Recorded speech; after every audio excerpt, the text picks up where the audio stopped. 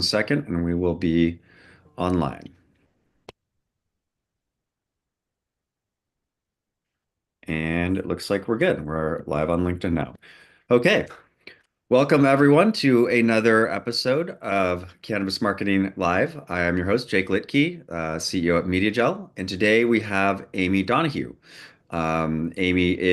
She helps startups and companies with their social media strategy and awareness and getting their presence out on the interwebs. Amy, welcome. Thank you for taking the time today. Oh, you're on mute, or we lost your audio. Mine? Can you hear There we me go. now? Yeah, we Okay. can hear you now. So we'll do it again. Welcome, Amy.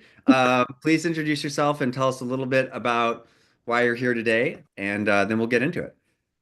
Great. I'm Amy. I started doing social media on MySpace. I was a stand-up comedian and radio DJ here in Phoenix for many years, and I used MySpace to create my community and get followers for my gigs and my radio show. And then a little air conditioning repair in Chandler, Arizona asked me to help them put their company on MySpace. And I was like, why do you want your company on social media? That's the stupidest thing I've ever heard. And here we are. So I started with car dealerships. I've done pretty much every industry. And then in 2011, I donated my kidney because of a tweet and got my medical marijuana card soon after that because my recipient's kidney failure was from Motrin, and I wanted a safe way to deal with, everything we all deal with. Sure. And then in 2013, 2012, I got my first cannabis client, learned a lot about that and trademarking and a lot of business stuff in cannabis that most of us just don't know, but you learn by doing. And yeah, I was one of the first members of the local Women Grow, had the first cannabis marketing agency here in Arizona, which was Hybrid Social. And now it's just me. I'm just a consultant, advisor, helping people to be compliant and professional on social media. I've spoken at MJ BizCon a couple times, Imperious, Southwest Cannabis Conference, and every webinar that happened during the pandemic. Fair enough. Yes, there were plenty of those. Well, Yes. that is a lot. I will try to not embarrass myself since you are a professional host and stand-up comedian. I know stand-up comedy takes a certain level of skill, and so anyway, let's get into what we're talking about, which is social media in general. You've been doing it since MySpace, which is pretty much as far back as you go, unless you want to talk about Friendster, which was a little brief blip. On the same day. I was a high school Spanish teacher at the time, and my kids were like, "You got to be on here." I logged into Friendster once, never logged in again, and I stayed on MySpace because Tom Anderson was your first friend. There you go. Okay, so you've been working in cannabis for a long time. I have as well. There's a lot of issues there, right? Because Yeah. first of all, it is technically just not allowed, especially with large U.S. publicly traded companies. Um, and today we're here. I think everyone on this probably already knows that it's very difficult to do anything on Meta or X or Twitter is a little bit easier these days. Um, but we're here to talk about Bluesky, which I know a little bit about. I have a Bluesky account. I haven't used it too much. I tried to use Mastodon for a minute, but that was just confusing. Yeah. Um, Maybe we could start with a kind of state of the union with Bluesky as you see it today. What does it look like? Yeah. Well, I've been on every network as well. Mastodon for me was confusing, but as a social media manager, I go on everything. So I joined Bluesky when it was still invite only. Oh, I've been on there for about 18 months because Twitter was always my favorite. I was on there since 2008. Unfortunately, in 2022, when Elon Musk bought it, the algorithm changed, a lot of fake accounts came, and when the verification process changed, it was really hard to get into that algorithm. So, I was just hanging on by a thread like that loose tooth that you're just waiting to pop out.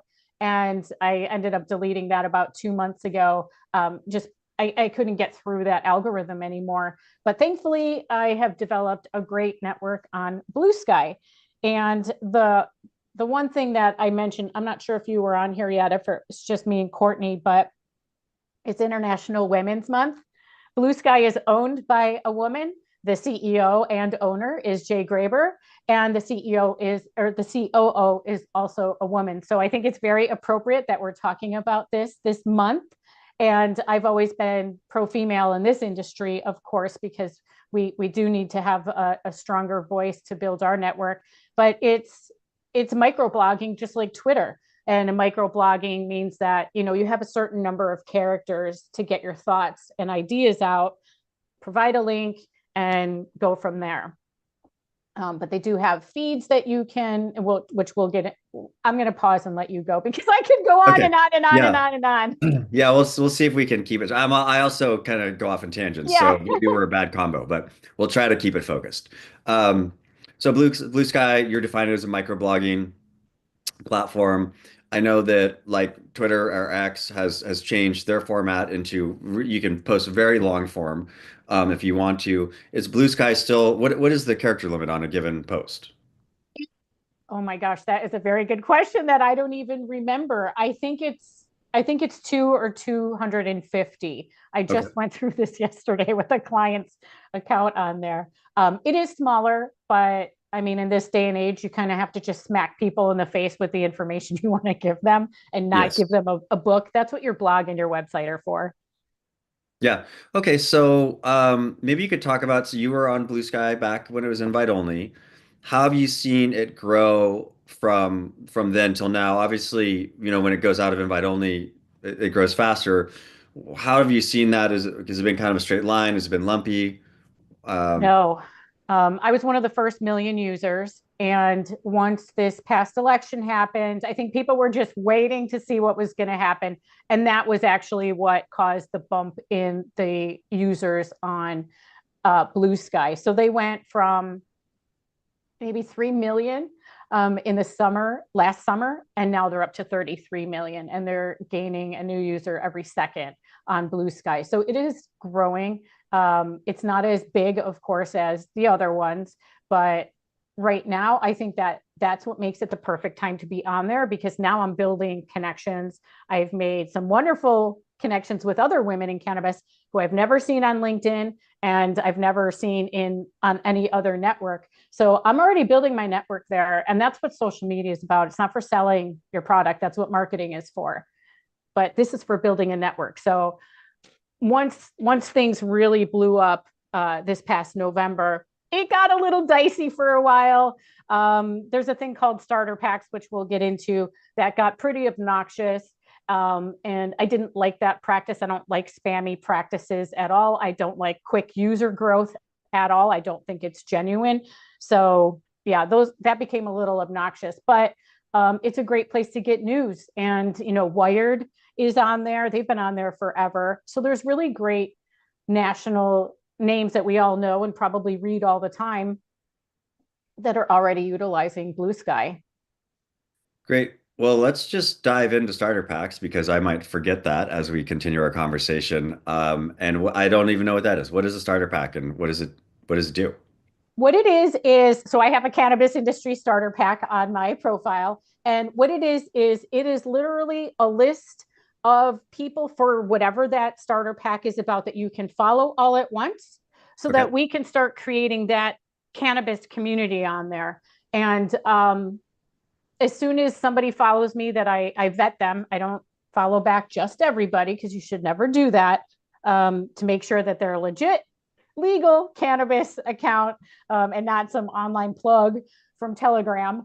But that's what starter packs are. And you can see them on user profiles to see if they have started one. And it's a little bit different than lists. Lists are basically a list of users, but it doesn't give you that ability to follow everybody all at once. So it's like a Um, bulk follow. it is like a bulk follow, but you don't have to follow them all at once. You can go and just follow because I'm not following everybody all at once from a starter pack, but it gives people who don't know what I know and do what I do an easy way to, and people follow back. People follow back on Blue Sky because the people who are there want to create big communities. And have you found that there's more real people versus bots on Blue Sky? Oh yeah, if there's a bot, it gets called out immediately and it gets reported and it's taken down within minutes. Like I'm not even kidding. people will do a screenshot, share this, and say, hey, if you guys can report this, here's the history of the bot activity. Gone, Okay. gone. Their moderation department is amazing. That's important. So on the starter pack, are they all user generated or are there some that come from Blue Sky like the No, they're user generated. yeah, okay.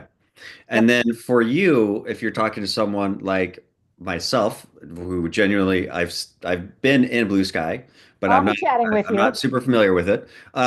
Let's say I go and I see you've got a cannabis industry starter pack. Okay, I'm going to click on that. I'm going to see a list of things, and it probably makes sense to spend a little bit of time looking at it and deciding who you do or do not want to follow. What guidance would you give to someone? Let's not say your starter pack because you know it really well. Let's say Right. there's some other starter pack like mentioned in jazz music, right? And like, oh, here's a jazz musician starter pack. What are some tips you would give someone in terms of how they would look at that list and decide who they might want to follow or not follow? I mean, is it based on the number of followers, or do you get like how do you approach that? Yeah, I don't pay attention to the number of followers because I don't think that's important on social media. I will look at a profile on a starter pack. I go to, and this is the same as LinkedIn when I get a connection. I look at the profile. I don't just connect because I don't know if that is going to be relevant to what I do. But I do check out each jazz musician on that list. If they joined a year ago and haven't posted since then, I'm less likely to follow them, even though I want them to, have a great network. But a lot of people will start accounts on social networks and just never go back again. Yeah. So that's one thing I do. I make sure they are not all reposts instead of a retweet. It's actually called a skeet, as in sky and tweet together, but they're called posts generally. So you want to make sure their feed isn't all retweets, reposts, whatever you want to call them, because I want to see their content. I want to see what they have to say about some stuff. So I check to see if they've logged in since they created their account. And some of them, they'll get thousands and thousands and thousands and they never log in again. So that's kind of sad to me. But also see like what their posts look like. Are they being professional? Because I do want to have fun and follow some fun accounts. But if it's on a jazz musician thing, I don't want to see dick pics. Right, fair enough. That's usually a good filtering mechanism. So it's kind of common sense and intuitive. You know, this is something when we talk to brands sometimes, even just a blog, right?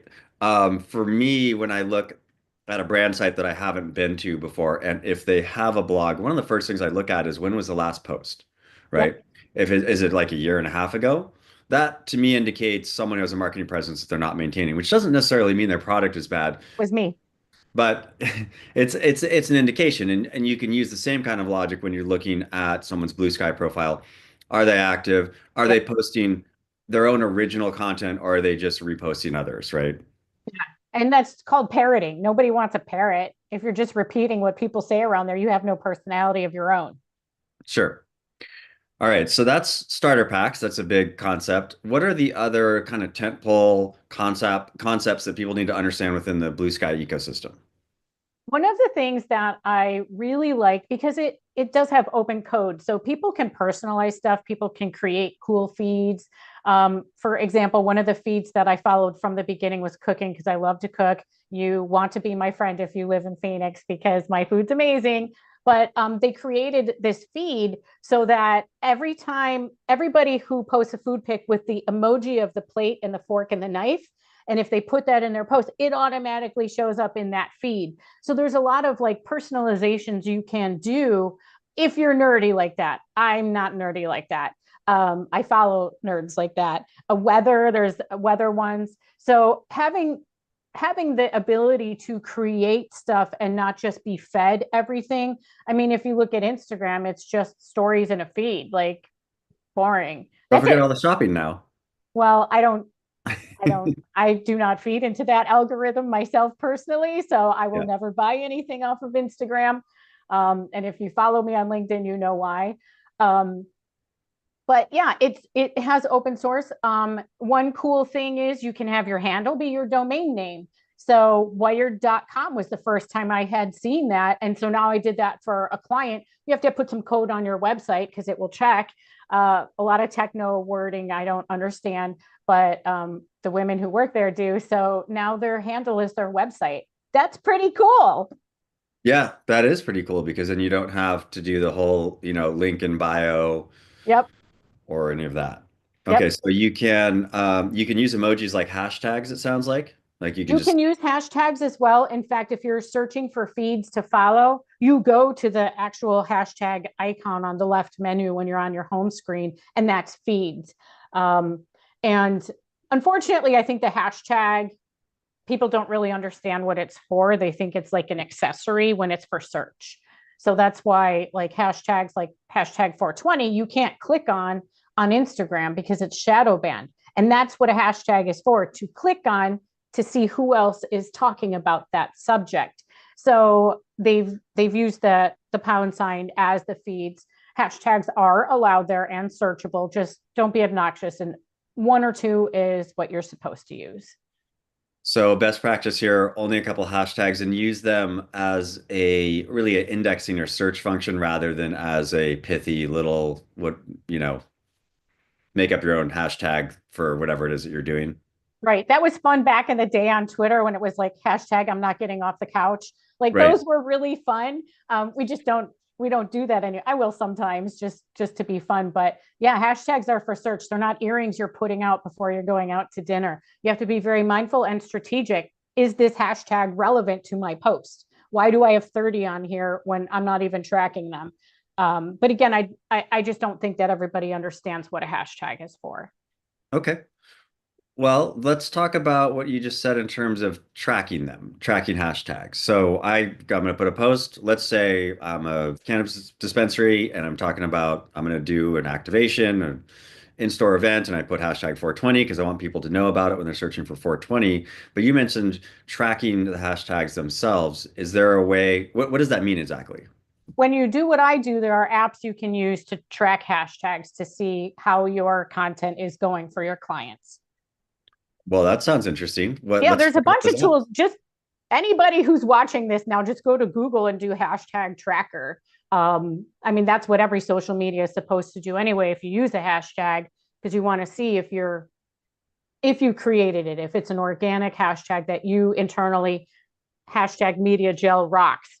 Mhm. You want to use a tool online to see how many people clicked on that, how many times is it being used, and things like that's what part of a social Do media you manager do does. you have some recommendations on tools that you like for tracking There hashtags? are tons. I don't, You're not there's gonna, so many out okay. there. We're not sponsored by a specific hashtag tracking system then. And I use several. Like it Sure. just depends. I'm always playing around with what comes out and what's new, what's free, because of course it's cannabis and nobody really has a budget for extras because I charge extra for that kind of stuff because it's, another application I have to pay for. But it's super, super simple. Okay, great. What are some interesting insights that you've gleaned through tracking hashtag usage and behavior?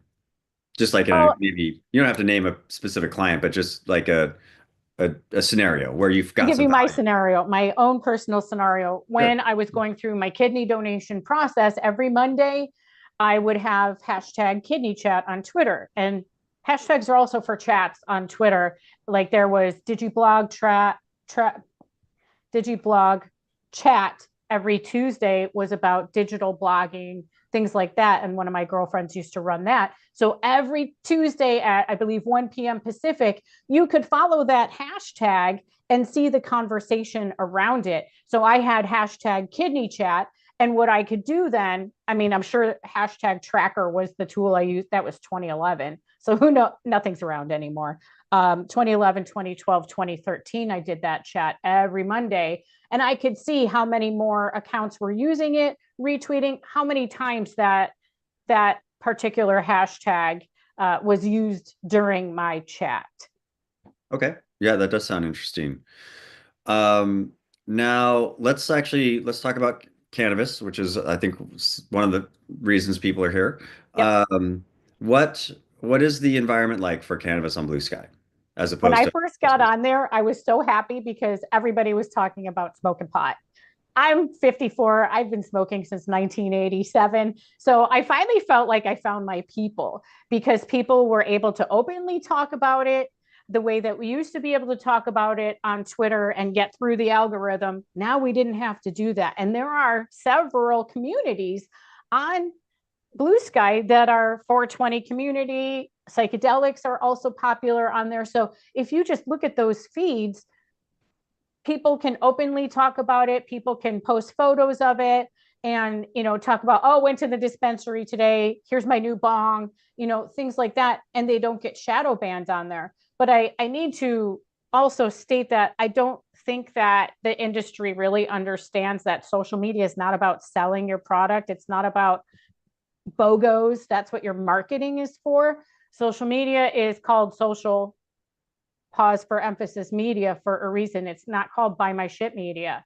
So you need to go on there and be social and interact with others by looking for the feeds and searching up the specific hashtags like 420. Okay. Well, let's talk a little bit about advertising because most social networks are funded by advertising dollars, and most people that are advertising are selling something or an idea or whatever it is.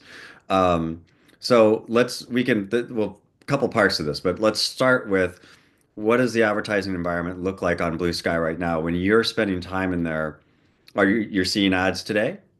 No, there are no No, ads on there. there's There's no ads. so the difference is there's paid media, which is ads, and then Mhm. there's social media, which is creating community. So there are no ads on Bluesky yet, and I like that because I don't need that ad on here. I want to see people being social, and I want to see people growing a community. So for right now, no, you have to go on there and be social. Now, so that leads me to the question of how does Blue Sky make money? Do you know? Or are They have they investors.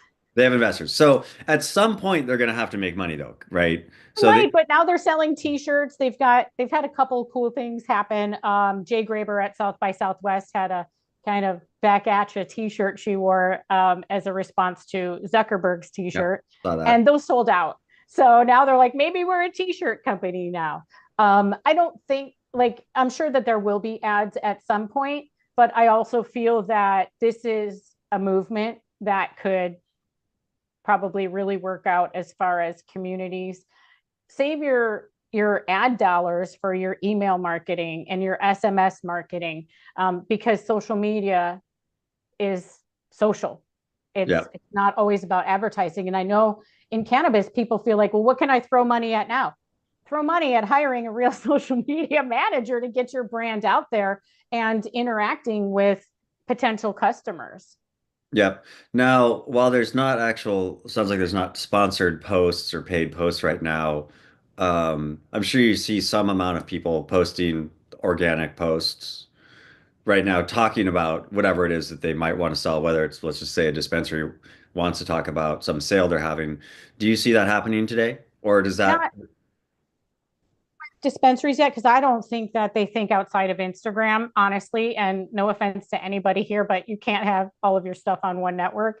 I maybe it will open up to that. But again, this is social media. I do see people post like Etsy and things like that because a lot of people make money selling recipes now, which I learned on Bluesky. Like, here's my Patreon to get into my cooking channel or whatever. So there, you should be driving traffic to places to get money, not just throwing it at a social network. You need to have someone who is going to spend time on there. Otherwise, you'll fail.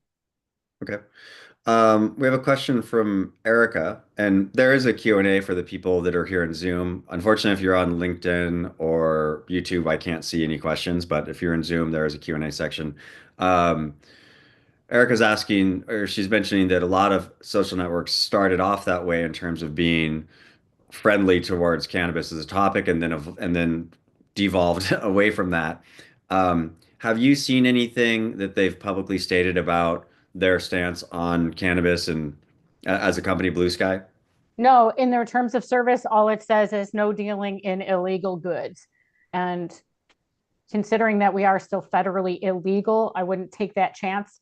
But again, this is not for you to sell your products. You should be all of your social media should be about showcasing the people behind the brand, who's your grower, who's your bud tender of the month, and telling a story of the brand. And I feel that this industry still doesn't even know how to use Instagram properly. That's why they're getting shut down. Tell a story. Again, it's social media, not buy my shit media. Build communities. I'm not sure that a local dispensary will get much traction on there now, but if you're a national brand and you're not on there, you're missing out on a lot of enthusiasts who can freely talk about cannabis. So why not be there? Okay, that makes sense. Well, then let's talk about an important distinction between the concept of marketing and the concept of advertising, right? So advertising is a discipline of marketing, marketing being the overall concept of getting your brand awareness out to consumers. And social media marketing is a subset of that. And there are nuanced ways to do that, right? There's what you're talking about, which is telling your brand story, explaining who you are, what you're doing, what you care about, and doing that in a storytelling manner where you're just talking about yourself versus advertising a specific deal or trying to, get someone to buy something at a specific point in time. Now, most cannabis companies it's a very difficult industry and they have limited marketing channels that are more open to them. Like, we actually allow cannabis companies to do display advertising across most mediums now. So if you want to advertise on websites and apps, we can do that today. But getting back to social and marketing is something you've mentioned a couple of times about how social media is about being social.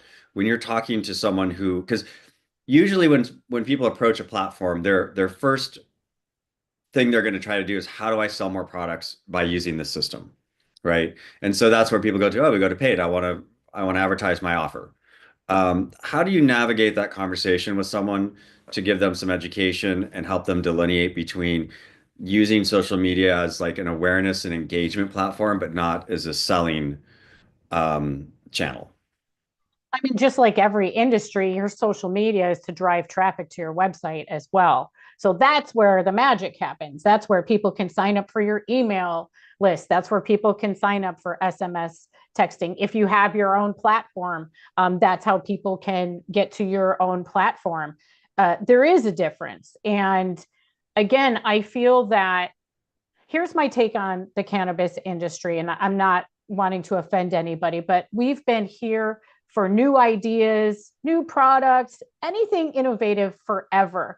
And just because you have that idea and can bring that product to fruition, if you don't understand marketing and if you don't understand social media, none of it is going to work for you. So, what I do suggest to people is educate yourself on the differences because you can make or break a brand with one bad post on Instagram. Your account gets shut down. So understanding what you should do where it's not all the same. I mean, Facebook and Twitter were never the same. Neither is SMS and email marketing. So while social media is a portion of advertising and marketing, it's not the money part. It's the social part. It's building community, finding those influencers as well, people who are going to speak about your product. Sometimes you can get that for free with just sending them some free product, and sometimes you have to pay them. But there are creative ways that don't include just throwing money at an ad, which if you're not being social on your account, but you're paying for an ad, why? Yep. If you think you can just get friends by throwing money at them, are they real friends? Are they going to come back if you're not interacting, engaging in those algorithms? Yeah. So I want to put this in the context of advertising, which is primarily what we do. We do paid media across all kinds of different channels, right? And when you're approaching a marketing strategy, you generally have something that looks of like a funnel in one direction or the other, and you have awareness, engagement, and then conversion as kind of the three big buckets. There's little variations of that.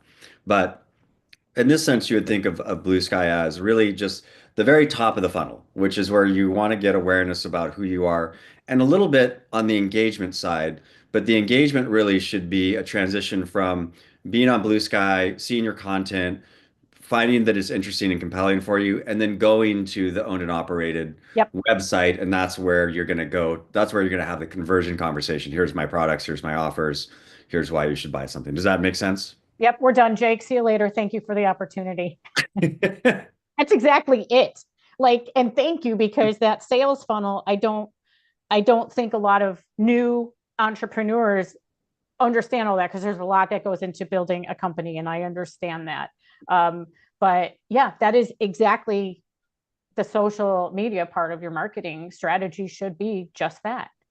Yeah, and I think there's a little bit of cognitive retraining that needs to happen because most at this point, most consumers and most brands, when they think about social media, they think about it as an advertising channel, and they also think about it as direct response. And when I say direct response, that's a specific term within advertising where the expectation is that you're going to serve someone an ad.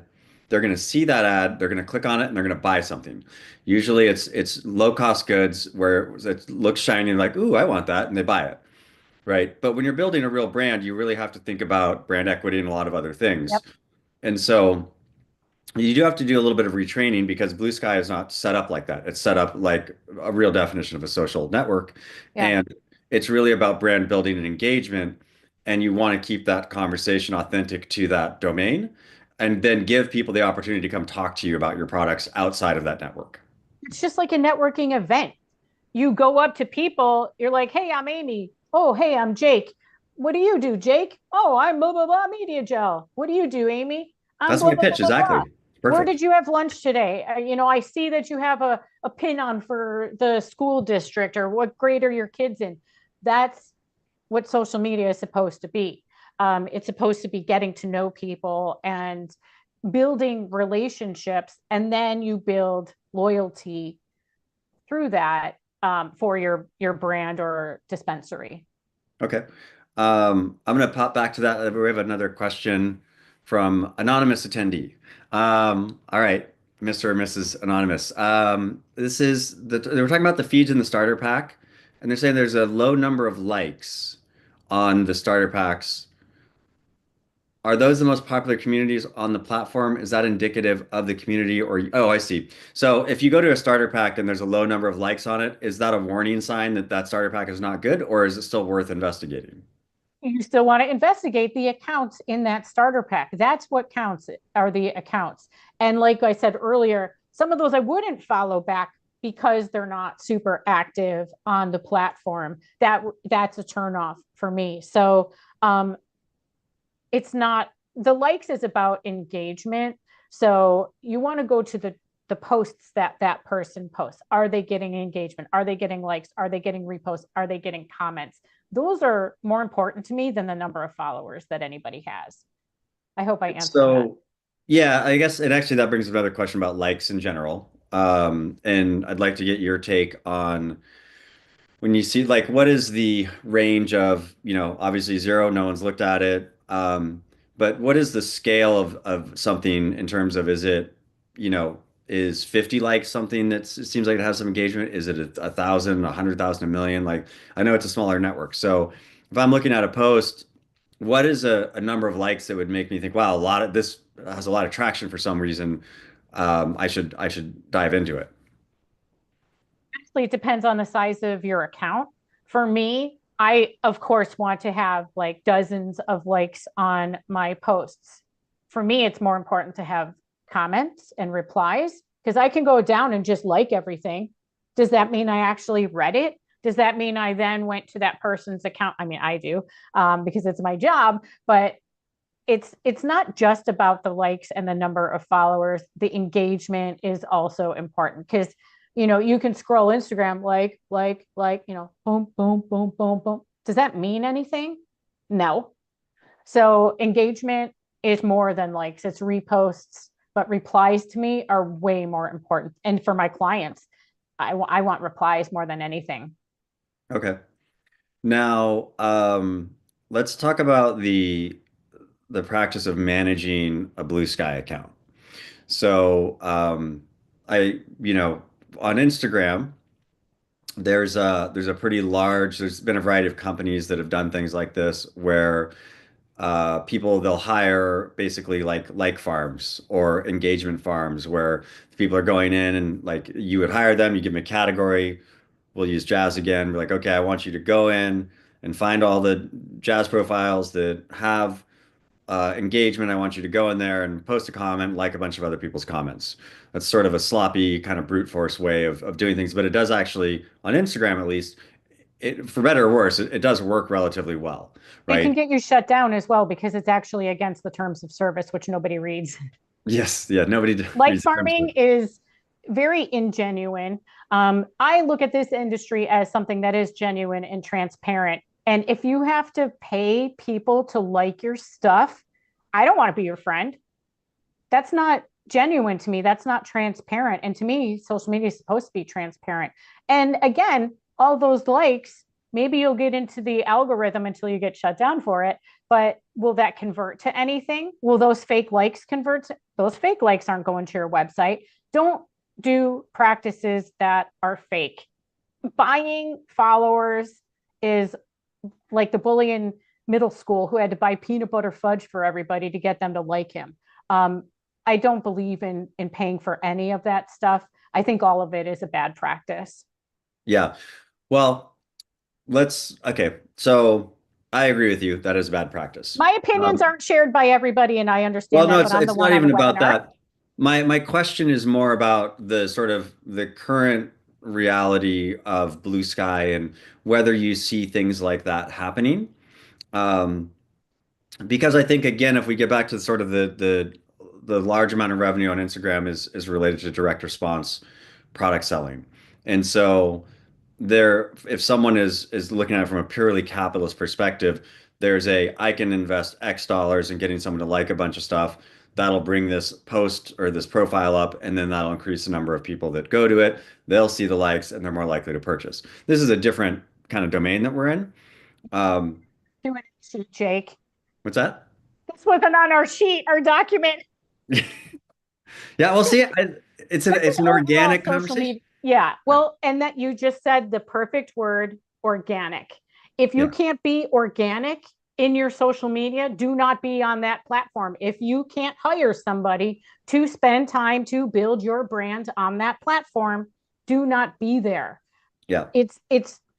It's one of the things, as you can tell, I'm very passionate about No, this it's part. good. Um, there's nothing worse than buying people to like your shit. Like that makes me sick inside. Yeah. Okay, so now that we've talked about what not to do, let's talk about. I know there's a couple questions. I'll get to them in a second. Um, let's talk about how you come to a new brand. Let's say someone who's they're not even on Blue Sky yet, and you've told them, look, this is where you need to be. There's a great community. What is the kind of Fisher Price blueprint that you would give someone in terms of making sure that they start off on the right foot on engaging with the audience in Blue Sky? Start following people. They don't always have to be 100% relevant to what you're doing. Um, Follow people, check their posts, like, repost, reply. You can repost with your own thoughts, which I like most, which is what I do on LinkedIn as well. Just reposting doesn't have as much weight in the algorithm, but when you repost with your thoughts, it does, and that's with every network. Um, but if you're brand new, I have a client who's brand new on Blue Sky, less than a month. And what I do for them is I follow, they're in the travel part of the cannabis industry. I follow different travel stuff. Are they 420? Nope, because it doesn't matter. It's about travel, it's about destinations and talking about other things.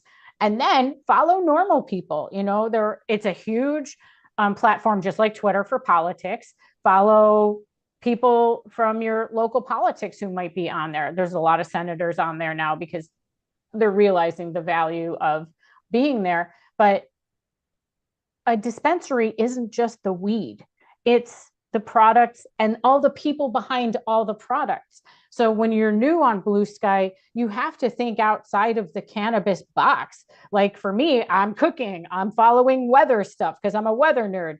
Catterday is huge on Blue Sky. On Saturdays, if you post a picture of your cat, you will get followers just from that. And there will be feeds of hundreds of posts long of cats. So it's finding stuff that gives you personality as well. Because if you have no personality, no one's going to want to be your friend. They're certainly not going to go to your dispensary. Yeah, I mean, it is true. Cats still do rule the internet. I mean, they have Cats from the will always beginning. rule the internet, and I love it. Yeah. All right, let's see here. We've got a question here from Clint, and he wants to know how cannabis brands impact conversation at scale to start getting traction on brand equity. What is important to measure, and how long before ROI starts to matter? There's three different questions there. Let's take them one at a time. I guess general is like, okay, getting traction brand equity. You already talked about it a little bit. Go out and follow people. Um, is there a cadence and also not just following people, but how would you say like, okay, you should follow normal people and brands, but also um, comment on their posts? And what Yep. kind of cadence should someone be going in and doing at least one thing every day or more than that? Or how do you go about that? So I believe that every network for a brand deserves an hour of work a day. I Okay. understand that that's a lot.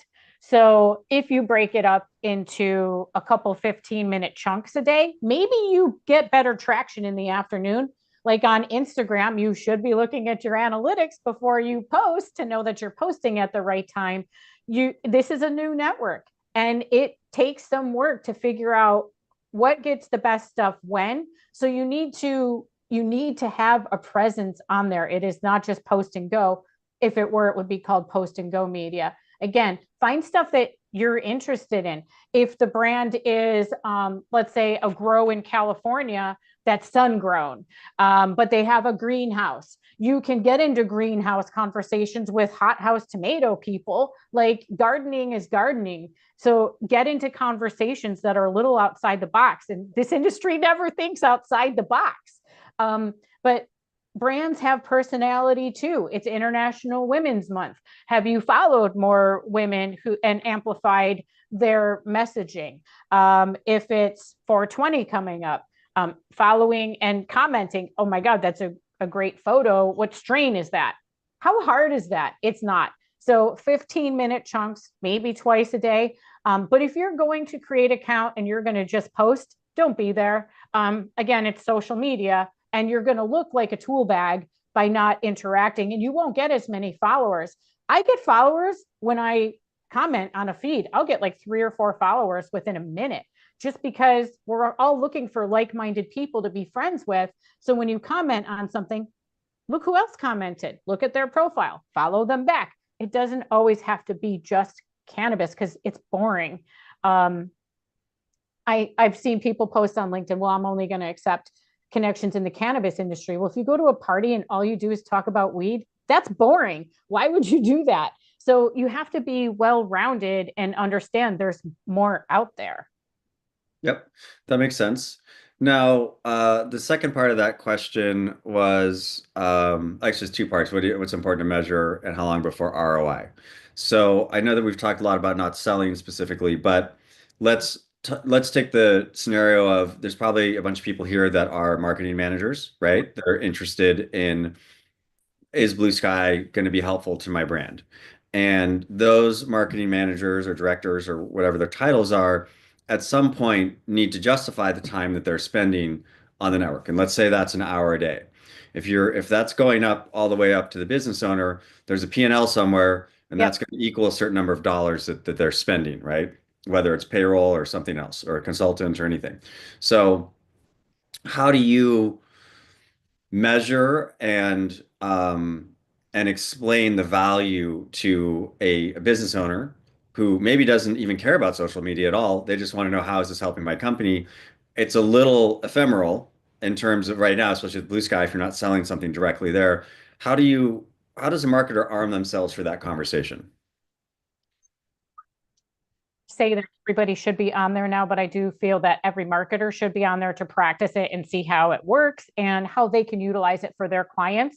But you can You can check web traffic if you have Google Analytics or whatever you have on the back end of your website to check where the traffic is coming from. And that's how you can test your ROI. Will you get some on Bluesky if you start an account today? Will you have?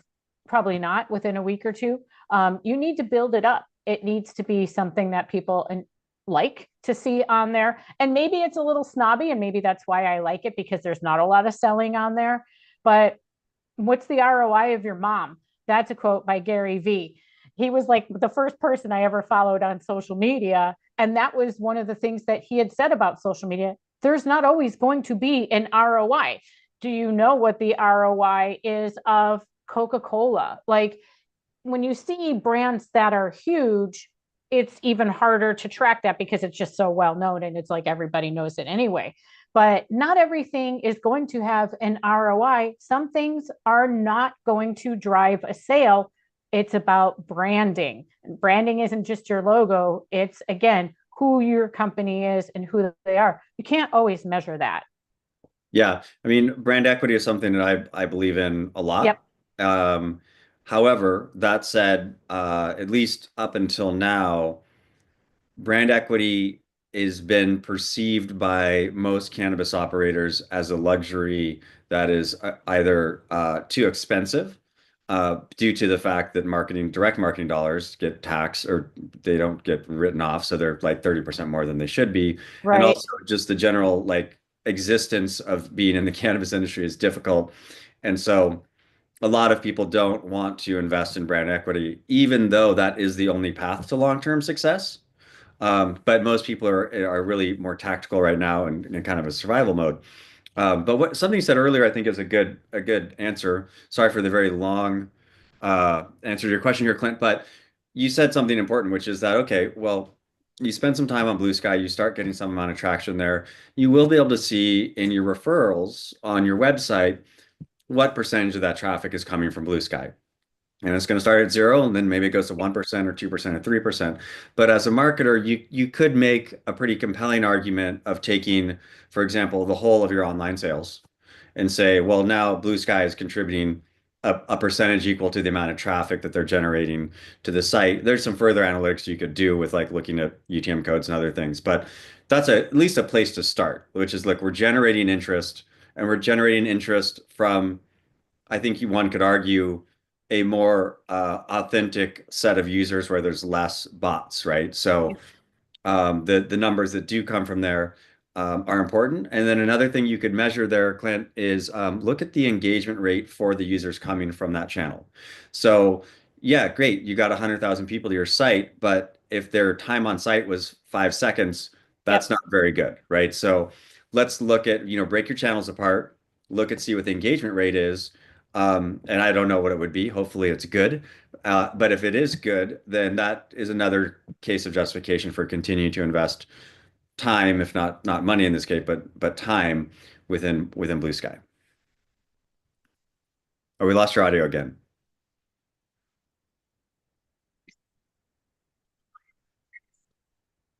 You're almost there. Could hear a little couple blips. No?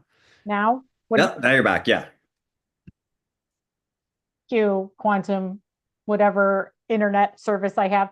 Um, the most important takeaway from this whole thing is to remember that social media is a marathon. It is not a sprint. If you create an account today and you expect to get 10 sales tomorrow, it will not work. You're not going to get that. And it could be detrimental to your brand on that. And when you talk about brand equity, that whole picture comes together. But it's something that I truly believe in, especially if you're national. If you're a person, you definitely need to be on there because, I mean, what I do, I've worked from Chechia to San Diego, so me being on there and being a voice of social media and cannabis is important, but it takes a while.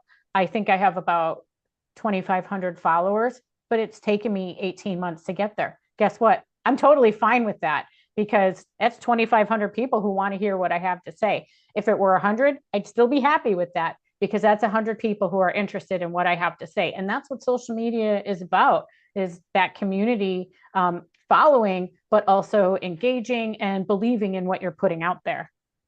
Yeah, that makes sense. We're coming up a little bit close to time. If anyone has other questions, get them in now. Um, I did want to do a couple quick little summaries though. What are like your top tips of things to avoid? We'll start there. Things to avoid. Okay, I go in, sign up for my Blue Sky account. What are some mistakes you've seen people make that you can help people not make um, by giving them some advice? I would say if like I've seen, I call them vacant profiles that they created it like a year ago but never came back again. I'm probably not going to follow that account just because I know that they're not spending time there. Overuse of reposting. If all you're doing is parroting and you don't have your own ideas, why would I want to go to a party with you if all you do is parrot what everybody else is saying around you? So I think envisioning something like Blue Sky, just like a professional networking group, is the best way to understand how it works and how it can work for you and how it can't, like bad practices, following too many accounts at once. If you follow 500 accounts, did you actually vet those accounts out? Nope, you're just worried about the numbers, and maybe Blue Sky isn't for you if that's the only thing that you're concerned with. Okay. I want it to be for everybody. It's still small. It's 33 million people, but your target audience is probably there, especially in the cannabis industry. Yeah, and let's circle back on that. So, have you heard have anyone getting their hand slapped on Blue Sky for talking about cannabis ever? Not cannabis. They are very anti-hate speech. Okay. That's the one thing I've seen people get shut down for. I have not seen anybody post, "Oh, here's my second account because I blah blah blah."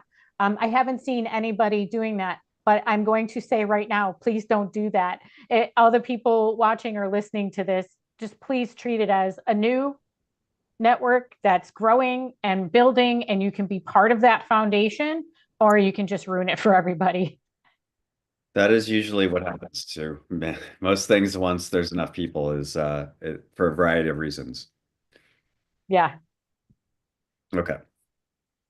Let's see. What are some questions that I haven't asked you that you wanted to cover? Um, see, just No. the no advertising Yep. yet. Um, I've met a couple great women on there. One has a podcast about edibles called Bite Me. And I also met a New York publicist, Tracy. Type A Tracy is her handle on there. So I'm already meeting people in this industry that I have never met before. I have a huge LinkedIn community. I've never seen them on there. And that's because I've spent time on there. I'm looking through some of the questions that you sent me. And the biggest age bracket on Blue Sky is Gen Z. And that is the fastest growing demographic in cannabis right now. These kids grew up in a weird time, and then they had a pandemic to get through and probably learned more about cannabis in that time. So your target audience is most likely there. But again, if you're very localized, like not an MSO, you might not have the conversion that you're looking for. But your target audiences are that your target audience isn't everybody over 21 who smokes pot. You have to know who your target audience is. And this is, I think this was on the sheet that you had sent me. That demographic is the biggest there right now. And you need to be paying attention to Gen Z because they terrify me. I love them. But I've got one living in my house, yeah, so I've got one turning another. 22. My niece turns 22 tomorrow. I ask her for advice all the time on social media because she sees, what she's seeing can help me help my clients. Yeah, I have gotten to the age now where I do have to ask my teenage daughter things sometimes. I'm like, what does this mean? Yeah, Can you translate this for me? yeah. Um, and then for the user experience on Blue Sky, what would you say the mix is of media when you're like scrolling through in terms of just text with image, video? Is there some trends that are happening right now? I would say it really does mirror Twitter 5 years ago. They just opened up within the past 2 or 3 months video. instead of just a link to your TikTok, you could actually post that video there. It's I'm a political junkie, not afraid to admit that. So a lot of my stuff is text only because I like to read. Our society now, they need to be punched in the face with a video. But you'll see a great mix, mostly text. I would say probably 70% text and the other 30% divided between, well, except for on Catterday, photos and videos. Videos are smaller, but they are gaining traction because that's how you get into algorithms on other networks. Video is huge, and I'm glad that they finally opened up to that. That's great. All Yep. right, well, we're just about up on time here. What are your predictions for Blue Sky over the next, let's say, year or so? What do you think is going to happen? I feel that it could very easily be 100 million users by this time next year. Somebody write that down. Come back to me, and if I was wrong, I will take it. But I think it's going to continue growing. I hope that it continues growing and getting people away from Meta. I don't feel that we should be supporting Meta at all because of the damage they've done to so many small businesses in this industry, and we keep going back. I do see it multiplying month over month. They're gaining at least a million users. What other network is growing that fast? People are leaving meta networks to find something nicer or less whatever. Why not support that? So I do feel, and they're creating new features all the time. Right now, you can't send media through a DM. Hmm. That will change. They don't have group DMs yet. That will change. So just keep in mind, this is a network that, I mean, technically it's from 2019, but really only opened up 2 years ago. So keep that in mind, but keep in mind that if you're there, you're part of something that is going to grow, that has a great feel to it, that you can be free to be. I mean, it's huge LGBTQ community. I mean, it's a place where I just logged on and I was like, oh my gosh, it just feels nicer too. So I think that's going to continue to its growth. And, it's not a tech oligarch that's behind it. And that should attract people as well, I feel. Yeah, well, I will dust off my Blue Sky account. You've convinced me I should I'm spend going some to tweet time to there. you. I'm going to send you a DM. I'm going to add you to my starter pack and all the things. All right, I want to be in a starter pack. Um, that's great. Well, speaking of being of contacting, I think obviously you've got a really good handle on Blue Sky and how it can be helpful. How do people listening today get a hold of you? Where obviously on Blue Sky, but what are your contact details so people can reach out to you if they want help or to ask you questions or to see pictures of your cat? I would say definitely follow me on Bluesky. I'm the fabulous one word, all spelled out. That's what I've always been. Amy Donahue on LinkedIn. I've got 16,000 connections there. I've been on LinkedIn for 21 years. That is my website. That is where I have created a great environment for myself, and or email me, Amy at gethybridsocial.com. I offer a free 15-minute consultation to just preach the gospel or look at stuff. But for me, it's about building a network, being able to refer clients to you as well. I'm a networker. I want Great. everybody to work with good people. Awesome. Well, thank you again for your time and your wisdom. Thanks for It the was opportunity. I'm honored. MediaJel, I've been a fan of forever. oh good. So we have at least one fan. That's good. I like that. Um, great. So Amy Donahue on LinkedIn or the fabulous one. Is it ONE? Yep, All the letters? hopefully on Bluesky. Okay, great. Well, I'll send you a friend request or connection request or whatever it's called on Blue Sky, and then we can continue the conversation there. Awesome. Thank you so much, Jake. Thanks, Amy. Have a good day.